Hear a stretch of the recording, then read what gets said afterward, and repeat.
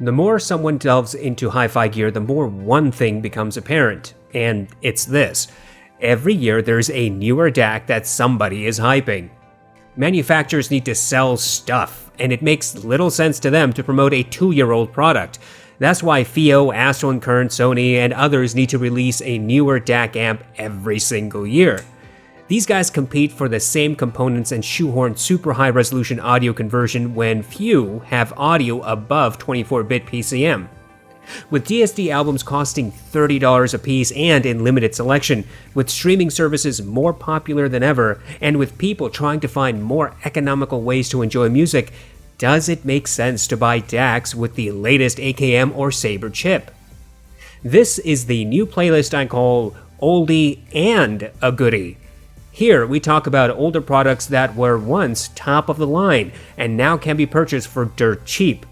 These products don't have the razzle-dazzle of FPGA mystery or THX hysteria or DSD silliness. These products are old, and they're quality, and they might be exactly what you need to quench your audiophile thirst without straining the bank account. Our first video in this playlist is about a 10-year-old DAC. It's one I have come to like quite a bit. It is the Jolida DAC Mini. Jolida is a small DAC amp manufacturer based in the United States. They make a handful of products with a particular lean towards warmer sound signature. One of their products is the Glass FX Tube DAC, a tube hybrid DAC amp that packs a big, musical sound in a tiny enclosure. In 2010, Jolida released their FX DAC Mini, a credit card-sized USB DAC that contains a Burr Brown 2702 chip. It's a pocket-sized DAC that provides 16-bit resolution and connects to PCs and Macs easily. It's plug-and-play and has an RCA output. You might initially say that 16-bit audio is ridiculously low quality, and I think old audiophiles would laugh. To put it simply, the DAC Mini provides CD quality resolution. Anything above CD quality becomes harder and harder to distinguish until you get to such high-resolution formats that you simply cannot distinguish differences. But that's besides the point. Even if you want 24-bit or higher resolution, how many of your recordings are actually more than 16 bits? Those who listen to streaming services like Spotify, Tidal, and Amazon Music HD wouldn't benefit from higher resolution DACs. Spotify Premium, for example, has 320 kilobits per second resolution. Tidal Hi-Fi has 16-bit at 44.1 kHz, with its much smaller masters library capping out at up to 24-bit at 96 kHz. Amazon Music HD has two quality levels. HD quality is the same as Tidal Hi-Fi, which is 16 bits at 44.1.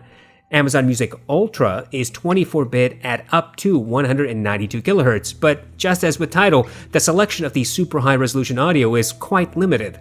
Qbuzz has a library with resolutions ranging from 320 kilobits per second all the way up to 24 bits at 192 kHz. I could go on and on. The point is, streaming services have a much wider selection in CD quality, which older DACs like the FX DAC Mini do support. The DAC Mini has the typical Burr Brown sound signature, that is, a bit on the warm side. The bass is slightly elevated and the treble is rolled off. The mids sound fairly clear. With neutral headphones, the DAC Mini provides a little bit of bass oomph and treble reduction that is typically pleasing for long listening sessions. The DAC Mini isn't analytical sounding like the SMSL SU8 or the Monolith THX desktop. It doesn't sound grainy like some FiiO products. The DAC Mini is slightly more warm by a few decibels than the hifi Zen DAC and HIP DAC. Some want neutral, clear, analytical sound signature, and the DAC Mini won't be for those people. But those who want a well-built, simple, portable DAC with a warm tilt, the FX DAC Mini should be on your radar. The DAC Mini is powered over USB. It fits in the palm of your hand, and it can be purchased for less than $80 brand new but old stock. Anyone who is tired of the AKM and Sabre bandwagon should consider the old Burr Brown offerings.